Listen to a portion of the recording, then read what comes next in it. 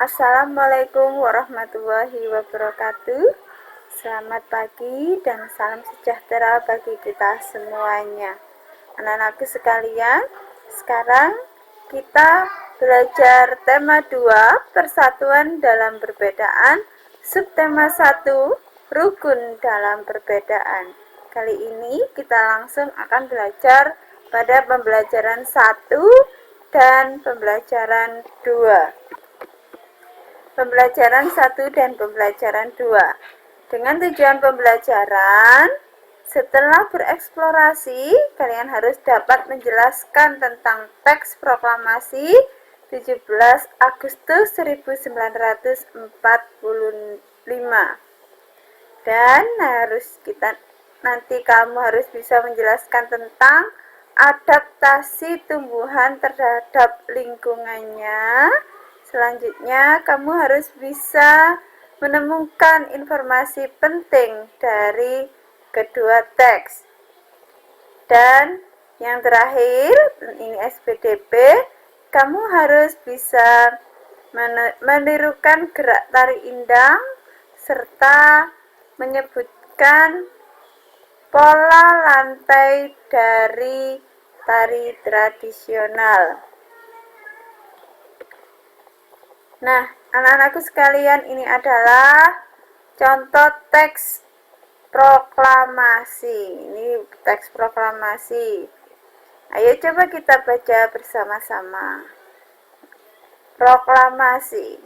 Kami, bangsa Indonesia, dengan ini menyatakan kemerdekaan Indonesia. Hal-hal yang mengenai pemindahan kekuasaan dan lain-lain diselenggarakan dengan cara seksama dan dalam tempo yang sesingkat-singkatnya.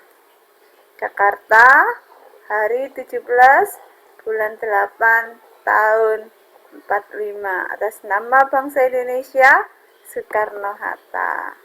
Nah, itulah teks proklamasi. Nah, anak-anak, ini adalah bacaan tentang proklamasi kemerdekaan Indonesia.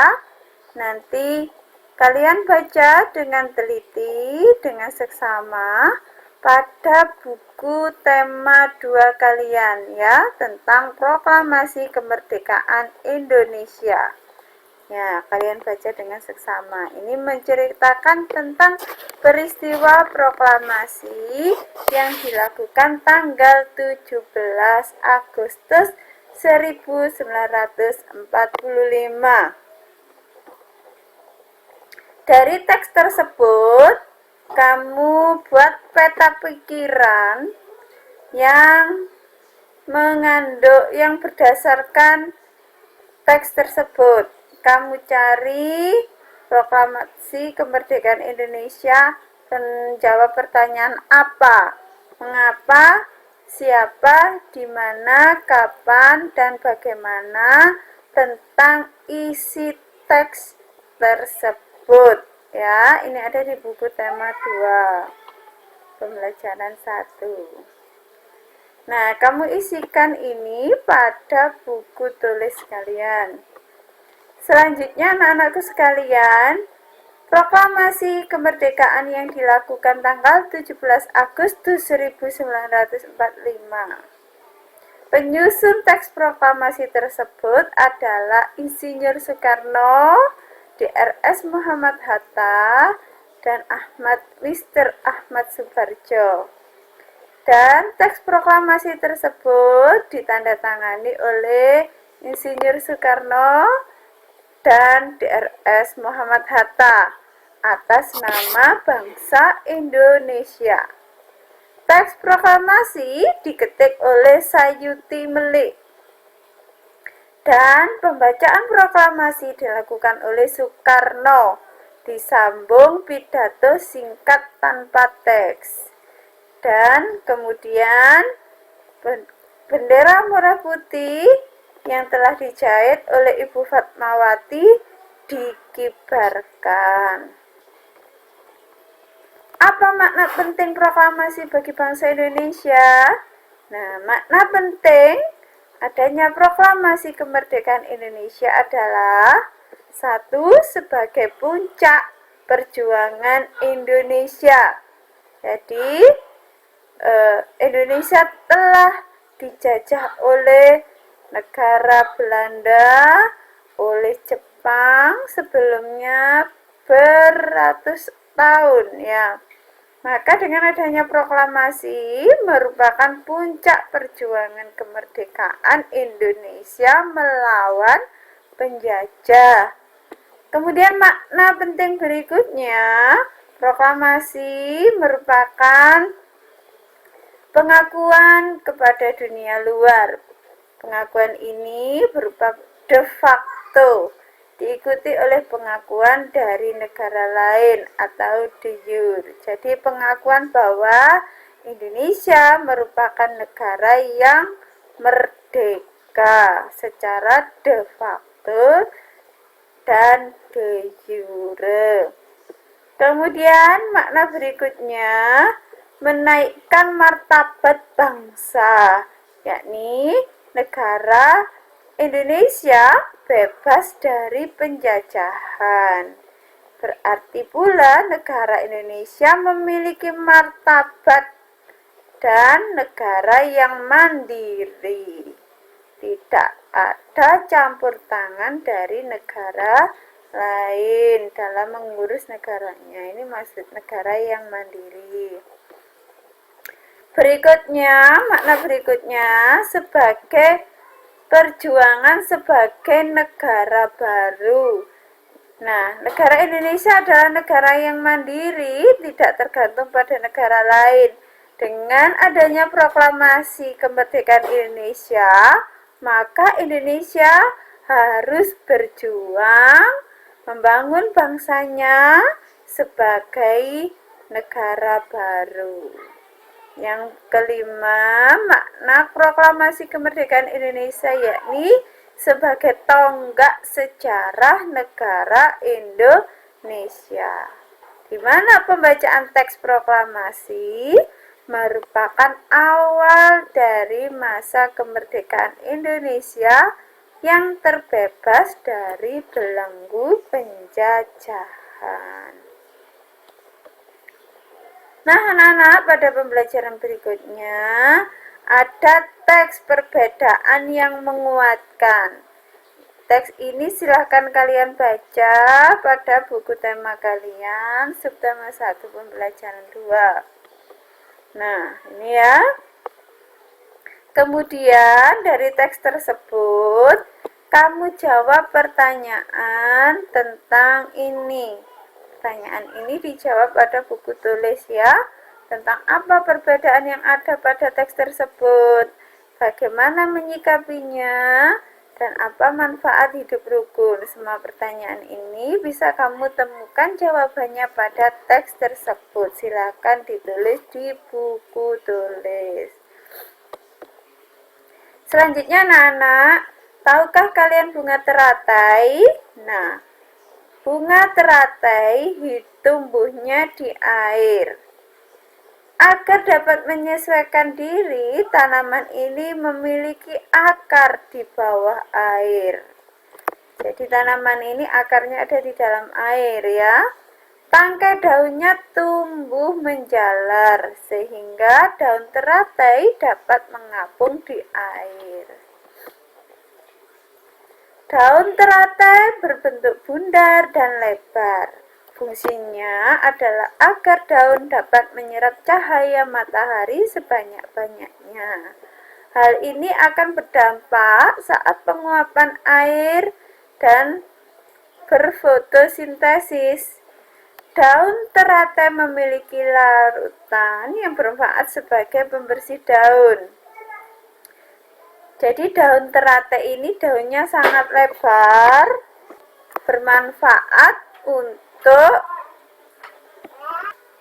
daun teratai itu lebar berfungsi untuk mempercepat penguapan agar tumbuhan teratai tidak membusuk karena hidupnya di air. Teratai memiliki batang dengan rongga di dalamnya. Rongga ini berfungsi untuk membawakan oksigen ke batang dan akar. Meskipun akar berada di dalam tanah, akar masih tetap dapat bernafas melalui rongga yang ada di batang tersebut. Nah, itu adalah salah satu cara tumbuhan menyesuaikan diri dengan lingkungan agar dapat bertahan hidup ataupun melindungi diri. Nah, berdasarkan habitatnya atau tempat hidupnya, tumbuhan dibagi menjadi 3 jenis, yaitu hidrofit, higrofit, dan xerofit. Nah, hidrofit, hidro ini adalah air. Hidrofit artinya tumbuhan yang hidup di air, yaitu tumbuhan yang menyesuaikan diri dengan lingkungan yang berair. Contoh tanamannya tadi adalah teratai, bisa juga eceng gondok. Kalau di sini ada tanaman kangkung air. Cara adaptasi hidrofit antara lain berdaun lebar dan tipis. Daunnya ada di permukaan air serta mempunyai banyak stomata. Yang tujuannya tadi untuk mempercepat proses penguapan agar tanaman tidak busuk. Akarnya berada di dalam air. Nah, ini akarnya ini biasanya berserabut agar dia tidak roboh ketika terkena arus air. Nah, batang atau tangkai daunnya berongga. Batangnya ini di dalam air sehingga batangnya berongga. Untuk apa tadi ya?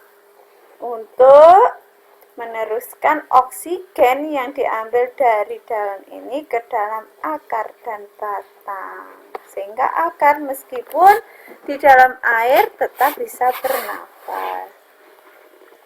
Selanjutnya higrofit. Higro artinya daerah yang lembab. Nah, higrofit berarti tanaman yang hidup di daerah yang lembab. Nah, tumbuhnya terdiri atas bagian akar, batang, dan daun.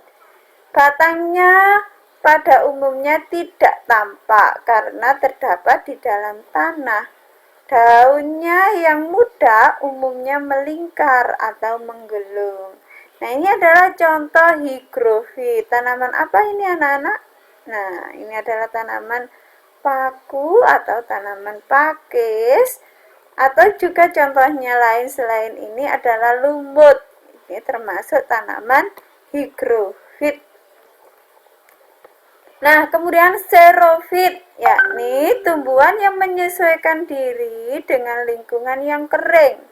Xero itu artinya kering, fit tanaman, berarti tanaman yang hidup pada daerah yang kering. Nah, contohnya kaktus. Kemudian ini tanaman apa? Lidah buaya. Cara adaptasi xerofit antara lain mempunyai daun berukuran kecil. Nah, ini. Bahkan tidak berdaun. Kalau kaktus ini yang disebut daunnya adalah yang berbentuk duri ini karena kecilnya. Sehingga mengalami modifikasi menjadi duri. Tujuannya untuk apa? Untuk mengurangi penguapan. Jadi kebalikan dari teratai tadi. Kalau teratai untuk memperbanyak atau mempercepat penguapan, kalau pada kaktus daunnya kecil untuk mengurangi penguapan. Kenapa? Untuk dikurangi karena daerahnya sulit air dan batangnya dilapisi lilin yang tebal. Nah, ini, batangnya tebal ini berguna untuk menyimpan akar dari kaktus itu panjang sehingga berjangkauan sangat luas. Nah, anak-anak, pada itu tadi adaptasi tumbuhan. Nah, sekarang pola lantai pada tarian tradisional bermacam-macam. Salah satunya ini adalah pola lantai vertikal. Jadi dari atas ke bawah ini vertikal. Contohnya tari klasik banyak menggunakan pola lantai vertikal. Penari membentuk garis vertikal, yakni garis lurus dari depan ke belakang, ya. Dari depan ke belakang atau sebaliknya. Pola lantai ini memberikan kesan sederhana tetapi kuat. Selanjutnya ini ya contohnya pola lantai vertikal dari depan ke belakang. Tari yaspen, tari serimpi, tari baris jengket dan Bali. Nah, pola lantai berikutnya pola lantai diagonal, yakni penari berbaris membentuk garis menyudut ke kanan atau ke kiri. Ya, ini dari sini ke belakang menyudut, dari depan ke belakang menyudut. Nah, ini namanya pola lantai diagonal. Selanjutnya ini ya, ini pola lantai diagonal. Terus contohnya ini tari gending Sriwijaya, Sumatera Selatan. Pola lantai melengkung, yakni penari membentuk garis lingkaran. Tari rakyat, tari tradisional banyak menggunakan pola ini. Pola lantai ini memberi kesan lemah dan lembut. Nah, ini contohnya tari Mak Bodang Toraja, tari Randai Sumatera Barat. Nah, anak-anak, itu tadi pembelajaran 1 dan pembelajaran 2. Evaluasinya 1, kalian nanti membacakan teks proklamasi kemerdekaan, kalian rekam atau divideokan ya. Nanti kamu kirim dalam bentuk link YouTube. Nah, selain ini juga mengisi teks pada peta pikiran berdasarkan bacaan yang ini tadi. Selanjutnya, kamu menarikan salah satu tarian daerah dengan pola lantai sederhana. Ini di link YouTube ini. Jadi atau bisa kamu cari di YouTube tarian daerah, kemudian kamu tirukan. Ya. Kemudian difoto. Atau di video juga nggak apa-apa, bersamaan dengan membacakan teks proklamasi. Di-upload di YouTube, selanjutnya kirimkan linknya. Kemudian kamu menunjukkan satu tanaman dan kamu ceritakan tanaman itu bagaimana cara adaptasinya.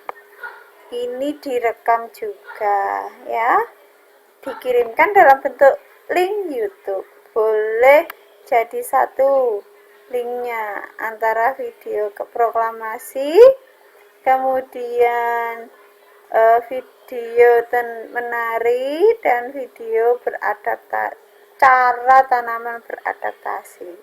Atau boleh dikirim dalam bentuk 3 video itu dengan link yang berbeda, boleh, silahkan. Anak-anak, demikian pembelajaran 1 dan pembelajaran 2. Wassalamualaikum warahmatullahi wabarakatuh.